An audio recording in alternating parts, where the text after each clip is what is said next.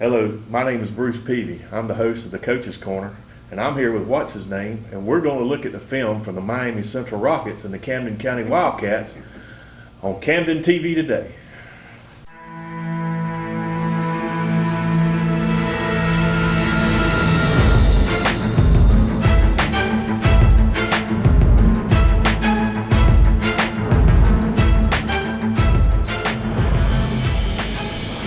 Coach, a very exciting win last Friday night. Miami Central Rockets, the number 2 ranked team in the USA Today poll, came to Camden County. And I've talked to all the fans, and they've all told me it was the best football game they ever saw. So tell me from a coach's perspective what you thought. Well, I thought it was an exciting game, Bruce, no question. One of the most exciting games I've ever been a part of or ever seen.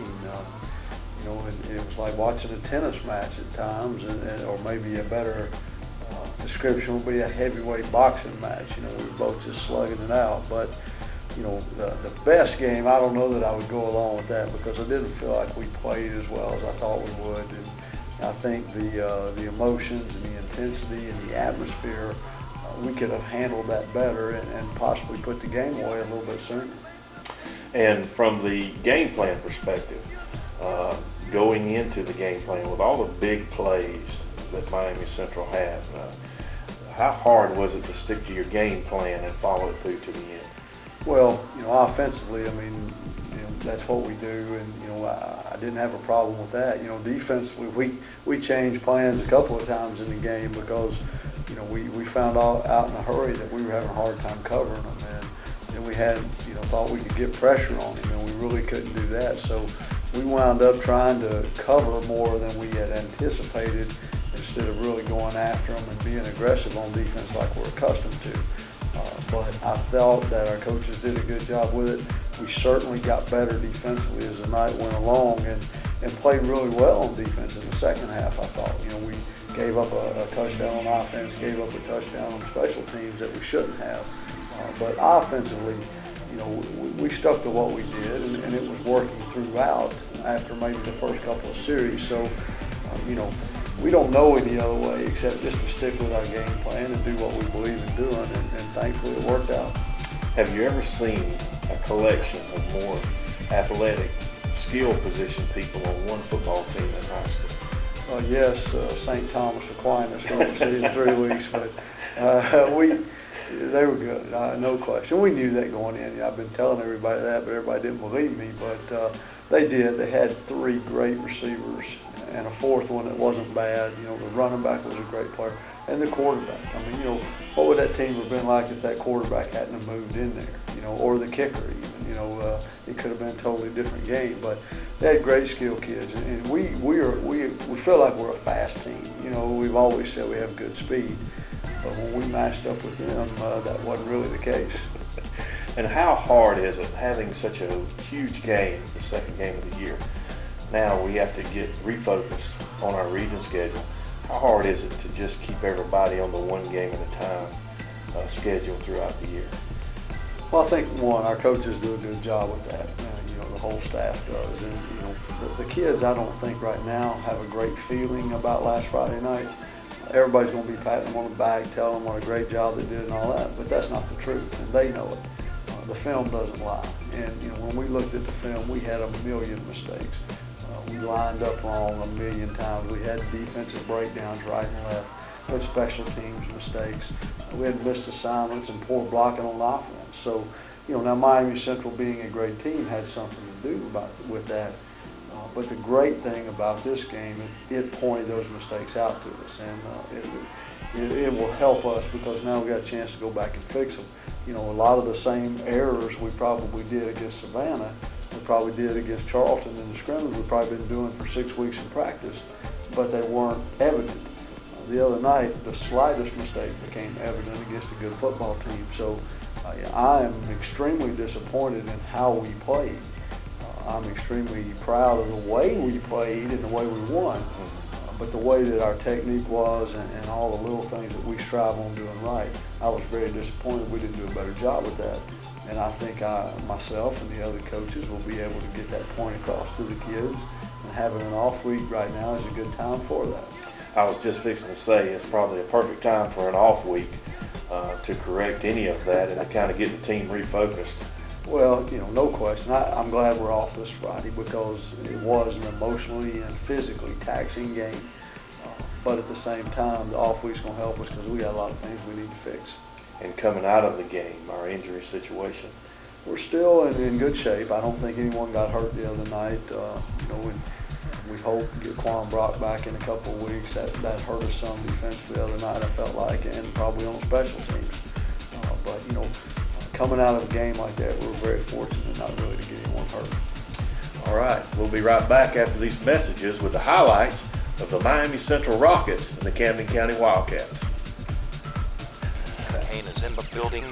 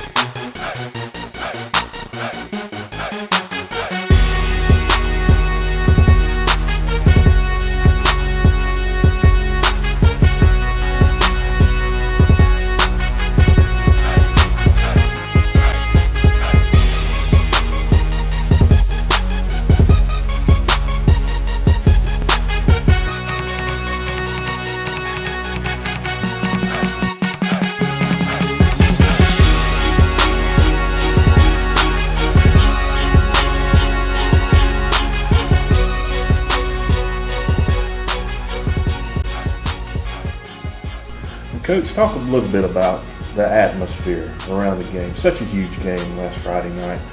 So many people are volunteering, so many people involved. You had the U.S. Army in the stadium, the ROTC, the band, the cheerleaders, the whole atmosphere, the crowd. What a great crowd we had Friday night. Talk a little bit about that. Well, I thought it had a huge impact on the game, first and foremost. But Bruce, that's got to be the largest crowd we've ever had here for a game. Even playoffs, lounge last year, the semis last year. I think by far that's the largest crowd we've ever had, and it was just an unbelievable environment. The atmosphere was great. We started out walking over and had the Wildcat Walk and had the band and cheerleaders and mothers huddle and fans of all sorts there. And, from that to everybody being in the stands and, standing up most of the game, screaming and hollering. And, again, our kids have never played before that large of a crowd. And I guess, quite honestly, I've never coached before that large of a crowd, unless maybe that all-star game in San Antonio or something. But it was just, the stadium was electric. And, my hat's off to all the people involved. And, again, I heard our band did great. I know our cheerleaders did, the moms and all the decorations, the signs. And, it was a great night to be a Wildcat. And luckily we came out on the winning edge. I know in the press box we had so many press people there. Scout.com was there. USA Today was there. Miami Herald was there. Atlanta Journal-Constitution. Just a huge press contingent there for the game that night. And I got to believe, and I agree with everything you just said, the volunteers, the fans have such a huge impact on the kids. And I know that their level of play, it definitely goes up when they have a crowd like that behind them. Oh, absolutely. And it's just, our kids don't know how lucky they are. They really don't understand that doesn't happen everywhere in the country. That doesn't happen everywhere in Georgia. We're so fortunate, the fans that we have that come out, and again, my hat's off to them. They realized it was a big game, and I'm sure people changed a lot of plans and made arrangements to be here. And we had some issues, no question, in the stands. That's the first time we'd ever had people, just having to stand up the whole time because they couldn't find a seat. And I understood we had some issues in the handicap section that we'll try to get fixed, things like that. But we didn't expect that type of crowd, and just more people walked up, I guess, than we thought. But I thought our administration, our police, and everything handled things extremely well. And okay, Coach, going into an off week after a huge game, I know we've already talked about what an advantage that is to heal up, to rest up.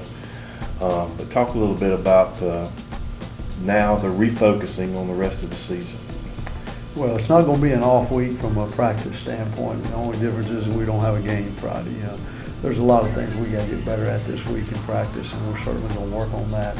And get an opportunity Friday night to see Windsor Forest play. They're going to play Benedictine. We just don't know a lot about them right now. They're 1-1. Their defensive coordinator took over as the head coach this year, a young man named Jason Roundtree. And they've always been good on defense, so I think he's going to do a pretty good job for them. But they've got a big game against Benedictine, who we play in about 4 weeks, I guess, this Friday night. And so our kids, we've got to get our focus back on them. And then we have Bradwell the next week, and then we turn around and with a big trip down to St. Thomas. So right now the areas I'm concerned about is we got to get better. And then we got to make sure our focus is on these region games and not on looking ahead to go into Fort Lauderdale.